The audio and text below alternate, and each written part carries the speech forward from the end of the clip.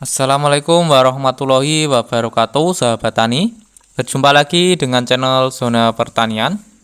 Pada kesempatan kali ini kita akan kembali memanfaatkan limbah pertanian, yaitu limbah dari pucuk tebu. Nanti kita akan jadikan pakan fermentasi ataupun silase untuk bahan pakan sapi ataupun kambing. Pucuk tebu ini cukup keras ya teman-teman, sehingga tidak banyak dimanfaatkan untuk pakan. Biasanya diabaikan, dibiarkan kering lalu dibakar.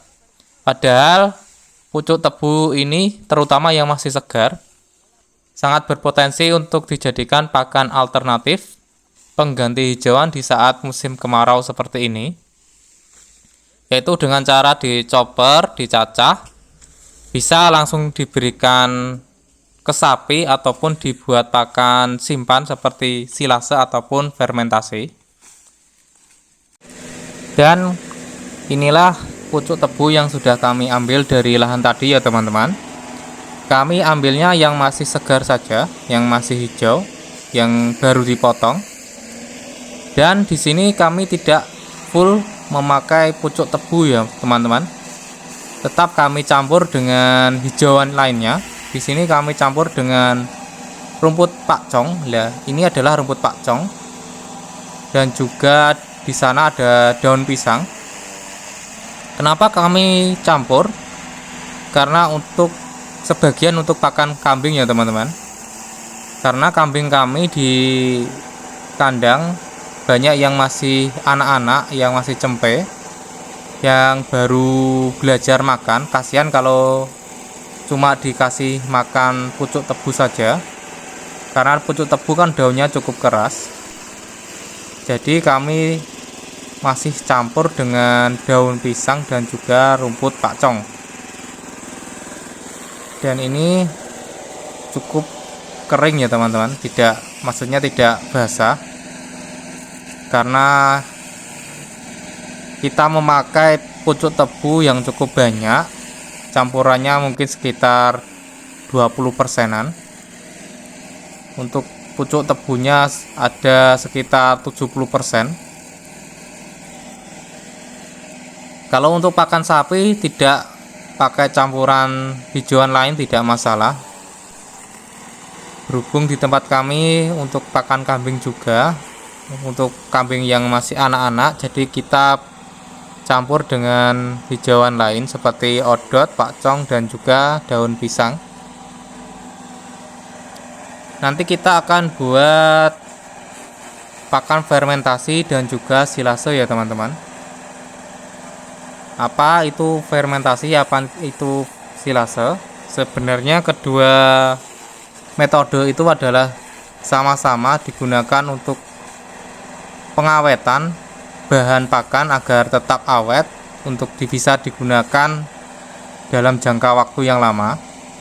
Namun bedanya, jika fermentasi itu menggunakan probiotik untuk bahan penyimpanannya, sedangkan silase dia tidak memakai probiotik ya teman-teman. Jadi bahan hijauan ataupun bahan pakan lainnya dicopper ataupun dicacah, langsung disimpan, dimasukkan ke dalam media baik itu plastik maupun tong. Itu adalah silase. Dan untuk bahan fermentasinya sendiri kami menggunakan probiotik kering. Kami tidak menggunakan M4. Kemudian untuk bahan tambahannya di sini kita menggunakan bekatul. Kemudian ada konsentrat. Dan untuk media penyimpanannya sendiri kami menggunakan plastik ya teman-teman. Bisa juga menggunakan tong ataupun ember, yang penting bisa ditutup dan juga bisa kedap udara, karena faktor terpenting dalam keberhasilan dalam pembuatan fermentasi adalah harus kedap udara. Kemudian kita taburkan bekatul yang sudah kita campurkan dengan probiotik kering tadi. Berapa banyak takaran probiotiknya? bisa disesuaikan dengan berapa banyak jumlah bahan hijauan yang kita gunakan ya teman-teman. Tidak ada ukuran bakunya. Tentunya semakin banyak semakin bagus. Kemudian kita tambahkan konsentrat. Penambahan pakan kering ini selain untuk menambahkan nilai gizi atau protein, juga untuk mengurangi kadar air yang ada di bahan hijauan yang kita buat ini ya teman-teman. Karena kita menambahkan rumput pakcong dan juga daun pisang, di mana kedua bahan tersebut memiliki banyak sekali kandungan air, sehingga ketika kita chopper dengan mesin multifungsi dia terlihat basah. Jika teman-teman menggunakan pucuk tebu saja tanpa tambahan rumput seperti saya ini, tanpa menggunakan bahan kering seperti bekatul ataupun konsentrat, tidak jadi masalah, tetap jadi dan tetap bagus. Jika teman-teman ingin menggunakan probiotik jenis lain seperti E4 ataupun ditambahkan juga molase, itu tambah bagus lagi ya teman-teman. Namun yang terpenting, faktor yang terpenting dalam keberhasilan yaitu kadar airnya ya teman-teman. Teman-teman perlu perhatikan kadar airnya. Caranya yaitu teman-teman genggam bahan hijauan yang sudah teman-teman chopper.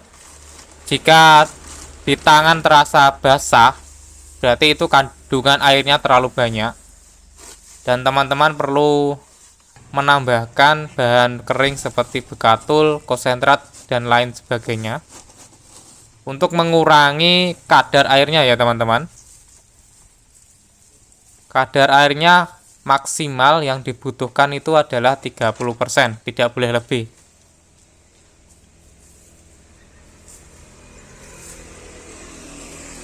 Dan ini nanti kita akan buat silase dan juga fermentasi. Ini sudah kita pisahkan. Yang di sebelahnya mesin chopper itu nanti kita buat silase saja, tanpa kita buat pakai probiotik.